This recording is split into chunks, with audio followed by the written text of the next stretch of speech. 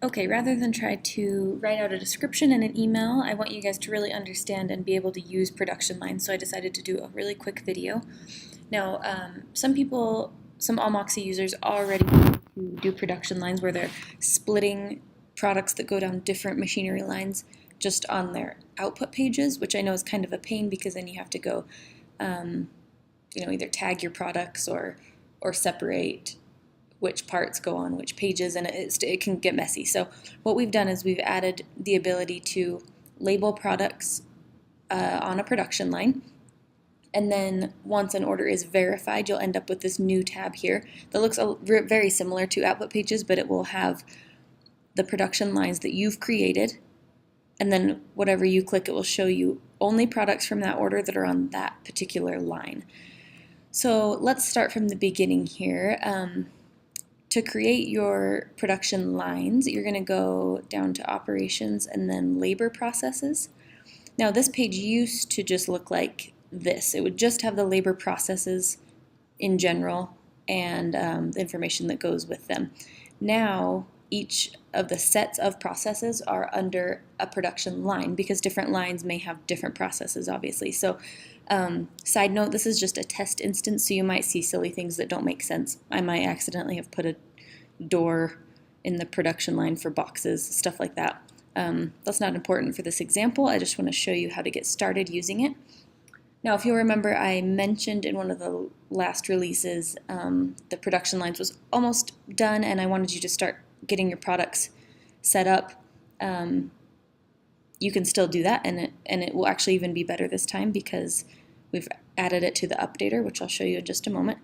So first step, like I said, come in here, operations, labor processes, add as many production lines as you feel you need, and then you can add as many processes underneath the production lines as you want.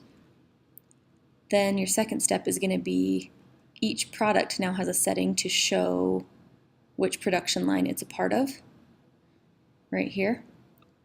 So you can come do this all manually, but like I said, we've added the ability to do this in the updater. So you'll come down here, e-commerce product updater. And if you haven't used this, what you're going to do is find all the categories that you want to work on here, which fields you want to be editable. So in this case, it would just be, if you're just updating production lines, just click this one and then probably click all your categories so you get all your products. We'll just do a couple examples here. Now you'll see, even though all these sections are here, the only one that's editable is production lines, which is great. And you're just going to go down and choose what belongs where. Save it, and then all your products will be updated. Then let's go back and view some of these orders. So like I said, once the job hits verified, you'll get this new tab here to show you your production lines. You can either view all lines, which is kind of like viewing an output page. It just shows you everything. It's also going to always show the total on the production lines.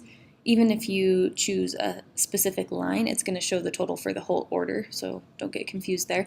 And it will also let you know I'm hiding items from these two lines. There's also other products on this order. So the third part of this that I want to show you is, now that we have these production lines set up, there are filters on some of the most helpful Allmoxy reports. So schedule capacity report is one of them. A new filter here so you can view orders by which production lines they have associated with them. And then, in my opinion, the very most helpful is the work schedule report. If you're not using this report, I really want you to use it. Now it has a production line filter, and then this is going to be a little bit difficult because I don't have a lot of orders in here. Okay. Now the production line, the work schedule report is what I want your shop people to be using who are starting the job, because this report has everything that has verified orders on it, and then whoever is working on the machinery that does boxes can come filter and get rid of all the orders that don't have anything to do with boxes, and then click Start Job, and it will move the report, remove the order move the order to in progress, excuse me, and then like I said, they can also use the order itself on the production line pages to just refer to that. So I hope this feature becomes super helpful for you guys. If you have any questions or concerns or requests, go ahead and respond to this email and I will help you out.